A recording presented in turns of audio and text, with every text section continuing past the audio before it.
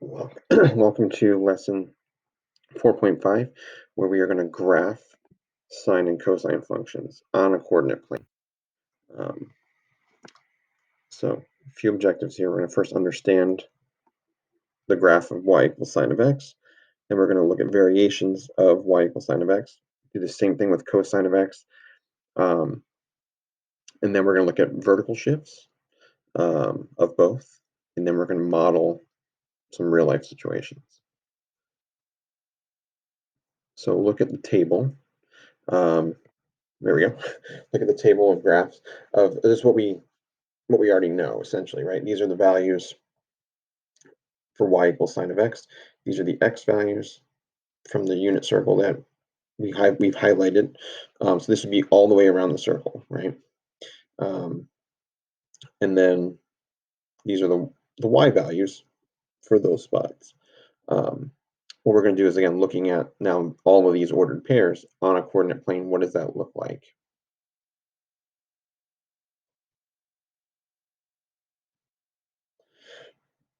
So if you plot those points, this is what's called the sine curve. Right? It starts at 0, 0, goes up, crosses back through, goes down, and then ends up at 2 pi.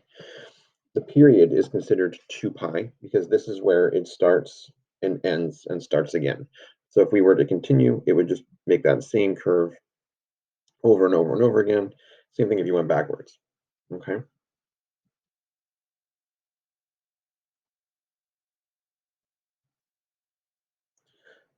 All right, so a couple properties. The domain is negative pi to pi.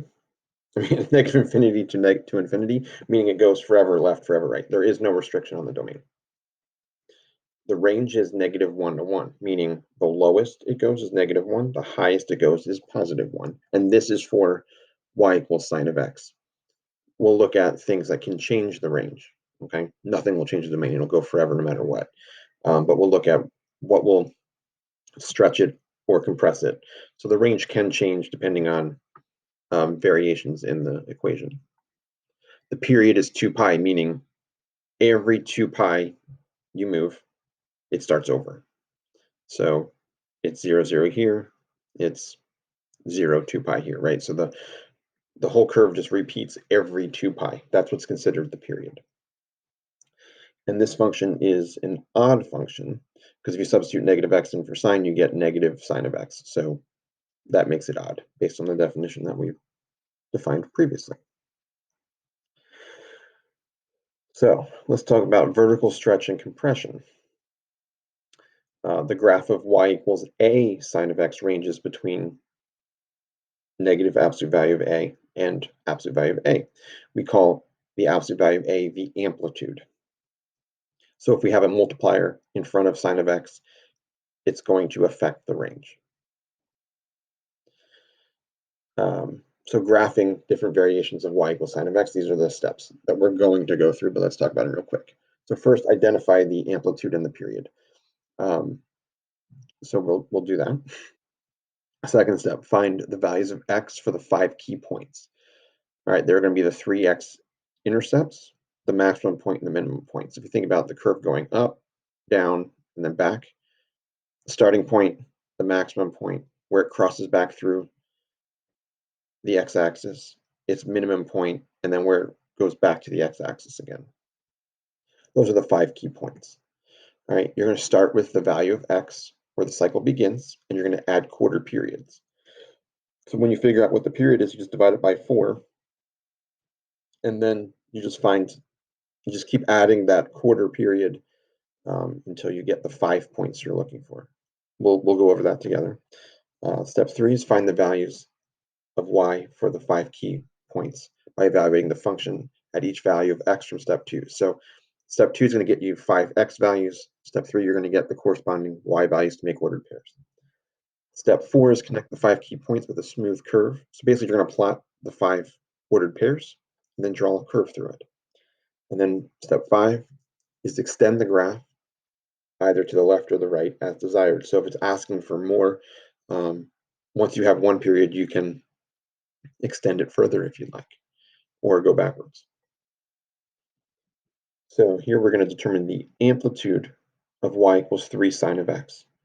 Then we're going to graph y equals sine of x and y equals 3 sine of x for the period negative pi up to 2 pi. We're first going to identify the amplitude in the period. All right. So for the equation y equals 3 sine of x, the a value is 3. So the amplitude is 3. So this means that it can go up to 3 and it will go down to negative 3. Right? The period is 2 pi, so that's not going to be affected by just adding, including a coefficient on the function. The period will be affected by something else that we'll look at in a future example here. Step 2 was finding the values of x for the 5 key points. What you do is you take the period and you divide it by 4. So in this case, the period is 2 pi, and we're going to divide 2 pi by 4. And what we get is pi over 2. So that means every key point is at an x value where we just add pi over 2 until we get to the end. It starts at 0, so the first key x value is 0. The second key x value is just adding pi over 2, so it's pi over 2. The third key x value, you're at pi over 2, so you're going to add another pi over 2, you get pi. The fourth key value, you have pi. You're going to add pi over 2, you get 3 pi over 2. And the fifth key value is 3 pi over 2, you add pi over 2, and you get 2 pi. Your fifth key value should be at the end of the period. In this case, it is, since you started at 0, the period's 2 pi, so you're ending at 2 pi. Step 3 is finding the corresponding y values. So you have your key x values. You evaluate y equals 3 sine of x to get a y value, and then those are your ordered pairs when you combine the x's and the y's. Step 4 is going to be plotting those points. All right, so 0, 0 is here, pi over 2, 3 is here, pi 0 is here, 3 pi over 2, negative 3 is here, and then 2 pi 0 is here. Okay, y equals sine of x is here. Notice how it's a similarly shaped curve. It's just stretched up, and it's stretched up because that a value was 3, right? If it was 4, it would go even higher and lower.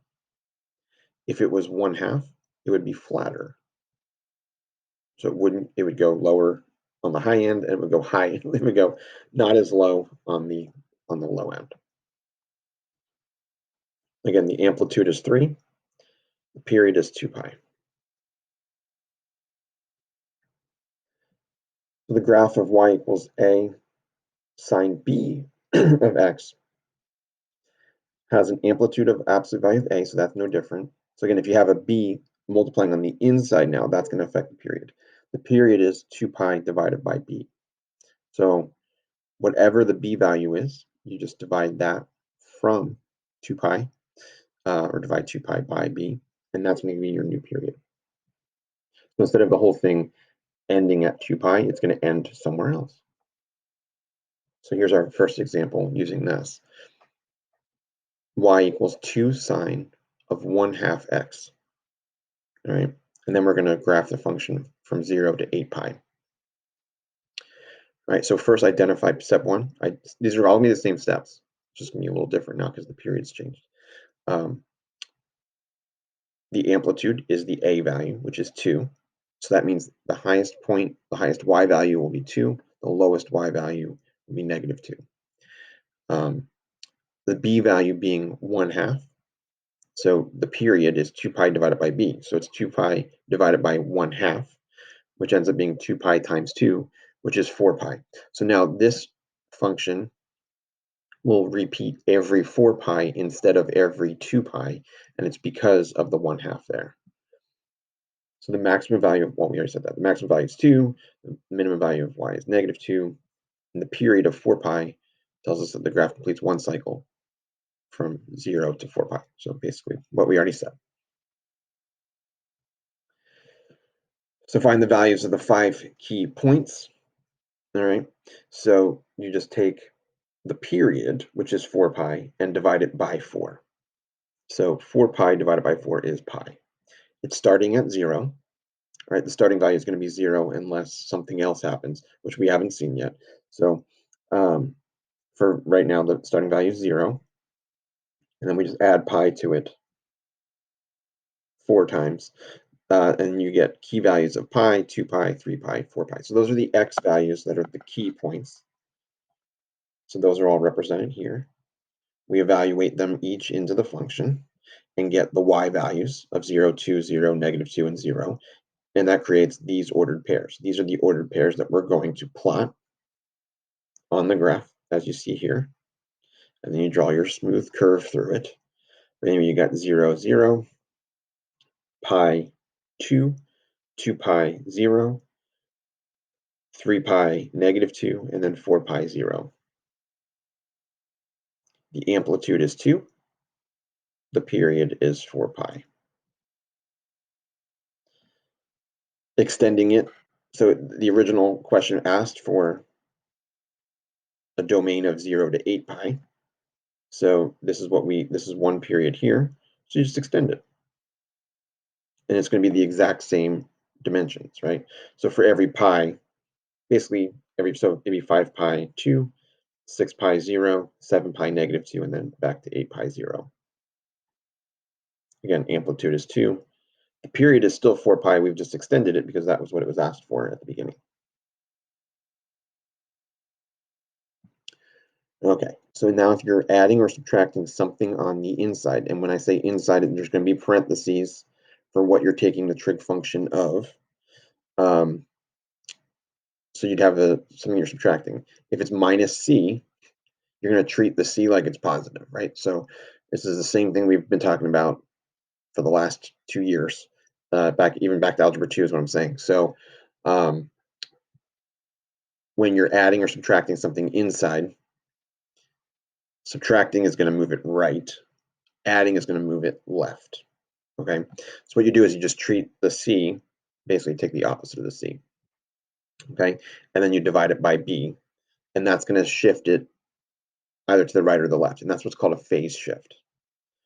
Okay, so the starting point is going to be c divided by b, right? When c is the thing that you're adding or subtracting inside the parentheses there, and b is the coefficient on the x inside the parentheses. It's really the same 5 steps. The first step is just going to also include whatever the phase shift is. So for this example, y equals 3 sine of 2x minus pi over 3. Right? The a is still 3, the coefficient of the trig function. The b is still 2, the coefficient of the x. And now c is whatever you're adding or subtracting. And it's the opposite of whatever you're adding or subtracting, if you want to think about it that way. So in this case, c is pi over 3, since you were subtracting pi over 3 there. So the amplitude is 3, all right, because that's the a value. So that means the highest point is going to be 3, the lowest point is going to be -3. The period is 2 pi divided by b. So the fact that you have a multiplier there is actually going to shrink the period. In our last example, we divided by 1/2. That's what stretched it out to 4 pi. When that number is more than 1, it's actually going to shrink the period. So it's going to complete its full cycle in just pi now instead of 2 pi or 4 pi or whatever. C over b, oh, sorry, so that's the period. The phase shift is based on c divided by b. So in this case, c is pi over 3, and we're dividing it by b, which is 2. So you have pi over 3 divided by 2, which is the same thing as saying pi over 3 multiplied by 1/2. So you get pi over 6. So the entire curve will just shift to the right pi over 6. So its starting point is pi over 6. The period we determined on the last slide was pi. So to find the 5 key points, you're going to add pi over 4, because pi divided by 4 is pi over 4. So the second key point, well, the first key point again is pi over 6. That's your starting point. So instead of 0 now, since we had a phase shift, it's now pi over 6. The second key point is pi over 6 plus pi over 4, which ends up being 5 pi over 12. And then you just keep adding pi over 4 to get to the next key point. So you get 2 pi over 3, 11 pi over 12, and then 7 pi over 6. Makes sense because we know the period's pi, right? If it starts at pi over 6, the period, the cycle is going to end at 7 pi over 6, one full pi between them. These are the first three key x values. Nothing changes. We're just substituting those key x values in to get the y values of 0, 3, and 0, creating those ordered pairs. Here are two more. Well, the other two. There's a total of 5, right? So you get these ordered pairs, and then we plot those ordered pairs. So again, notice how this curve looks very similar. It's just starting here at pi over 6 instead of at 0. It shifted to the right. The amplitude is 3, like we discussed. The phase shift, meaning it starts at pi over 6. And its period, from where it starts to where it ends its cycle, is pi. All right, so now we're going to do everything that we just talked about with sine with cosine. So these are the values that we pulled right off of the unit circle.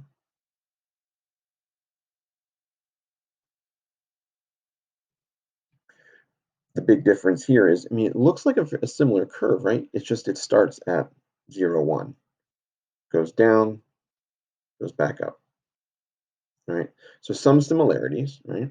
The period is 2 pi,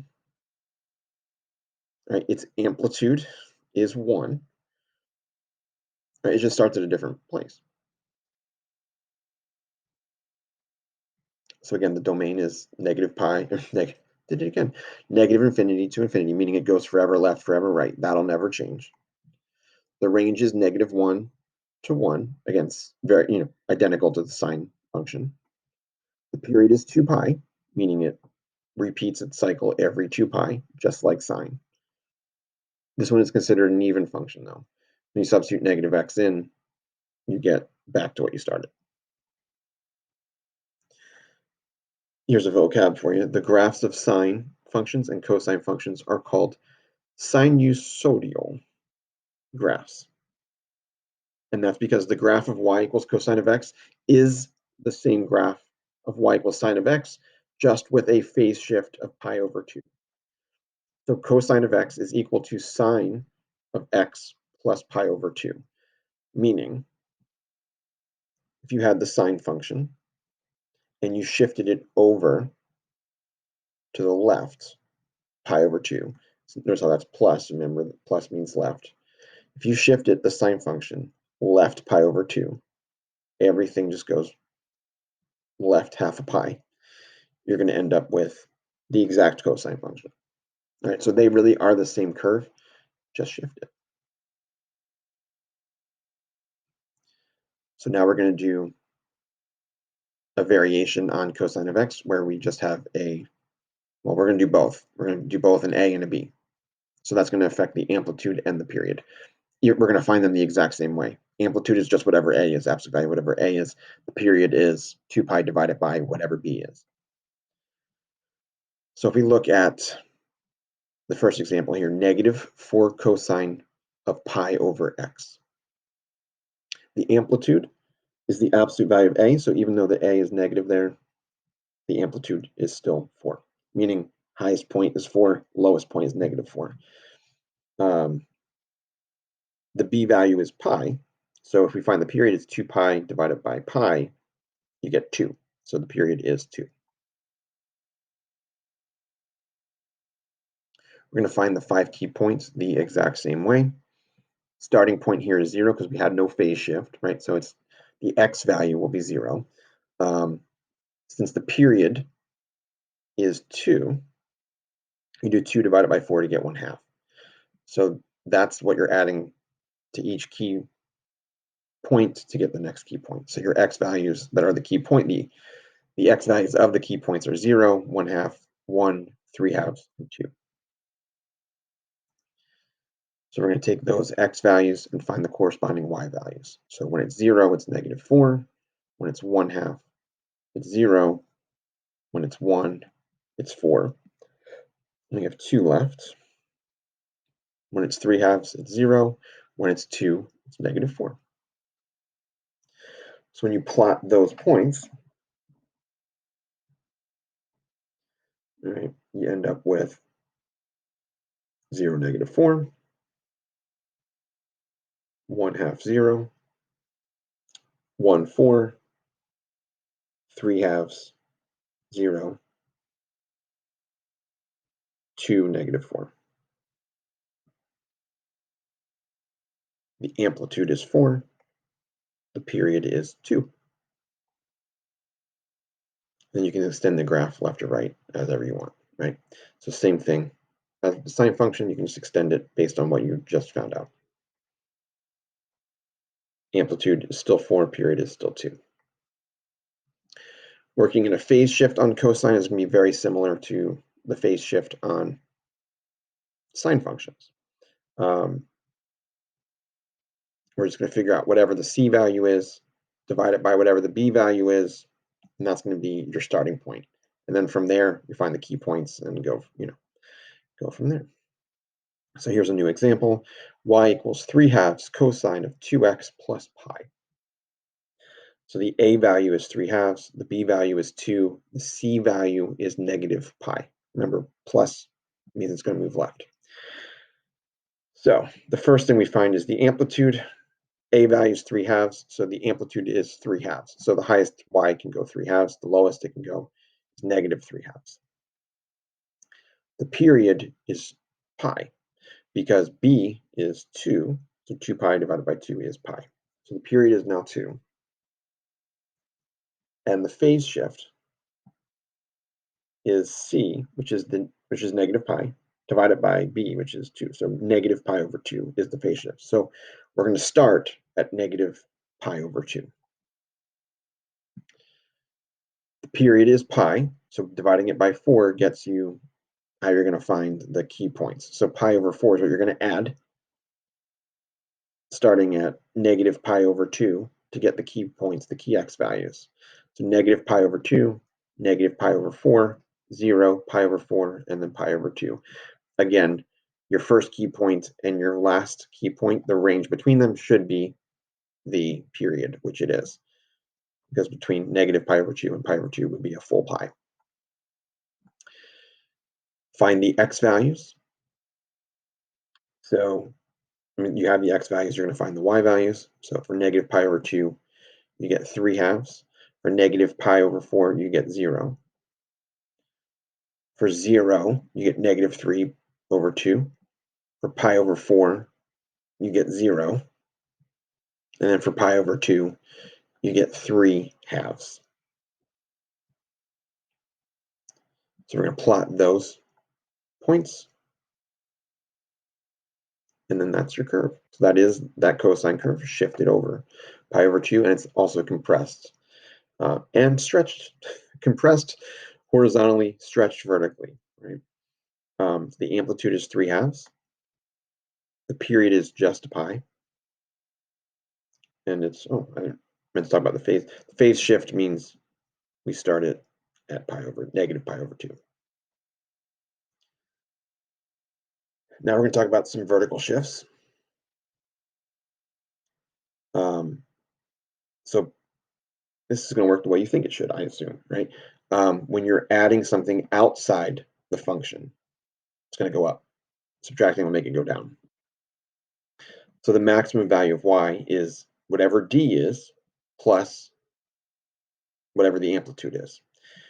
The minimum value is whatever d is minus whatever the amplitude is. So first, here's our function, 2 cosine of x plus 1. It's really important to note that that plus 1 is not part of the cosine function. There would need to be parentheses. Then the plus 1 would be a horizontal shift, a phase shift. But that plus 1 is not part of that function because there's no parentheses. So that plus 1 is going to be a vertical shift. Okay. So if our example is y equals 2 cosine of x plus 1, that 2 is still the amplitude. Okay. The period is the b value. The b value here is 1 because there is no coefficient on the x, right? So the period is going to be 2 pi. There is nothing adding or subtracting on the inside, so the phase shift is 0. There is no phase shift. And the vertical shift is that +1, and that means it moves 1 up. Okay, so just like all the other functions we learned in Algebra 2, absolute value, quadratic, whatever, um, adding or subtracting something on the outside moves it in that direction. So plus is up, minus is down. All right, finding the key points. First key point is 0, and then the amount that we're going to add each time is pi over 2 because the period is 2 pi. And when you divide it by 4, you get pi over 2. So your key points are 0, pi over 2, pi, 3 pi over 2, and 2 pi.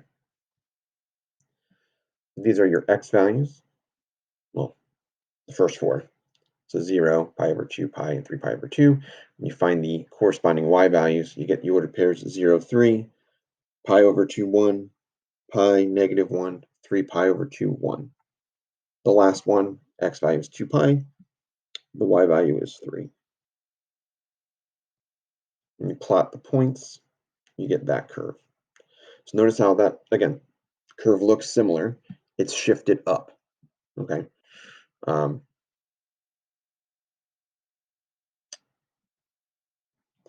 So here's where we're going to use what we just learned, right, and apply it to a situation. So a region that is 30 degrees north of the equator, by the way, we're not using 30 for anything, averages a minimum of 10 hours of daylight in December and averages a maximum of 14 hours in June. And that's roughly about where we're at. Makes sense, right? Like daylight, more daylight in the summer than in the winter, all right? So let X represent the month of the year, 1 for January, 2 for February, 3 for March, all the way up to 12 for December, right? If Y represents the number of hours of daylight in month X, use a sine function. So A sine of bx minus c plus d to model the hours of daylight. The first thing we're going to figure out is the d value.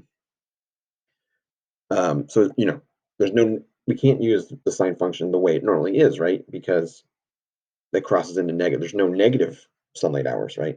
So the whole function is going to oscillate between 10 and 14. The bottom is 10, the top is 14, meaning the middle is 12. And that's going to be your d value. Since the middle is 12, the highest it can go is 14, the lowest it can go is 10. That means its amplitude is going to be 2 because it can go from that 12, it can go up 2 or down 2. So the amplitude is 2, meaning the A value is 2. So again, now we have D is 12, A is 2. So since we know that a year is 12 months, right? That's the full cycle. The full cycle is going to occur over 12 months. What's the B value going to be? Well, the B value is going to be 12 is equal to 2 pi divided by b. So we're kind of backing into it from what we knew, what we were doing in previous examples. We know what the period is. We need the b value as opposed to the other way around. So since you get the period by doing 2 pi divided by b, and we know that the period is 12, we're going to solve for b. So we're going to do 12 is equal to 2 pi over b, multiply both sides by b, then divide by 12, you get b is equal to 2 pi divided by 12, which is pi over 6. So that's your b value.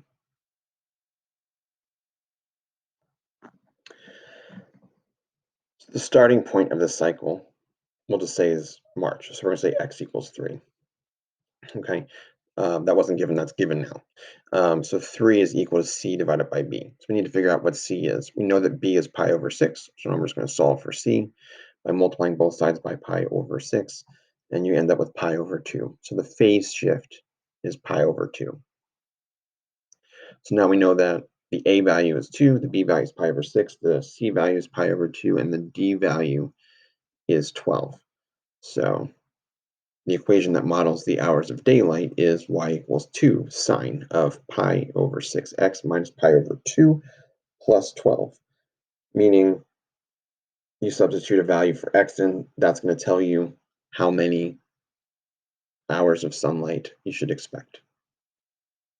So if you substitute 1 in for X, that would be January. You substitute 7 in for X, that would be July, and so on. All right, so I want you to try the exit ticket. Let me know if you have any questions, and we will go over that tomorrow.